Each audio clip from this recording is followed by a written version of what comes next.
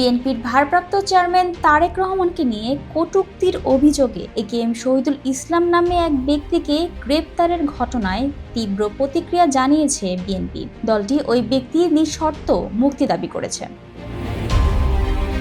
শনিবার রাতে দলের সিনিয়র যুগ্ম মহাসচিব রুহুল কবির রিজভীর সই করা এক বিবৃতিতে এই দাবি জানানো হয়।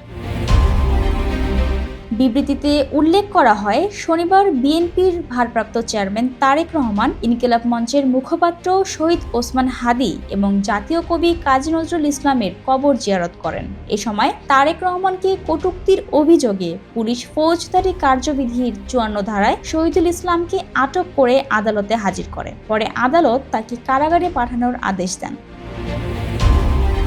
বিএনপির দাবি, একটি গণতান্ত্রিক রাষ্ট্রে নাগরিকের মত প্রকাশের অধিকার সংরক্ষিত থাকা জরুরি। দলটি মনে করে মত প্রকাশের স্বাধীনতা একটি মৌলিক মানবাধিকার, যা নাগরিককে ভীতিহীনভাবে নিজের বক্তব্য ও বিশ্বাস প্রকাশের সুযোগ দেয়। সে কারণে শুধুমাত্র বক্তব্যের জন্য কাউকে গ্রেপ্তার ও কারাবন্দী করা গণতান্ত্রিক চর্চার পরপন্থী।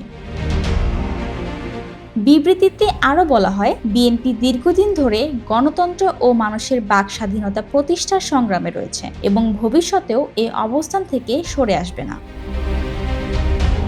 দলীয় সূত্রে জানা গেছে, শহীদ ওসমান হাদির কবর জিয়ারতের সময় শহীদুল ইসলাম কিছুটা দূর থেকে তারেক রহমানকে উদ্দেশ্য করে কটূক্তিমূলক বক্তব্য দেন। বিষয়টি তারেক রহমানের দৃষ্টিগোচর না হলেও পুলিশ ঘটনাটি লক্ষ্য করে তাকে আটক করে। পরবর্তীতে বিষয়টি জানতে পেরে তারেক রহমান নিজেই শহীদুল ইসলামকে মুক্ত করার বিষয়ে প্রয়োজনীয় পদক্ষেপ নিতে সংশ্লিষ্টদের নির্দেশ দেন। এরপরই এই বিষয়ে বিএনপির পক্ষ থেকে আনুষ্ঠানিক বিবৃতি প্রকাশ করা হয়।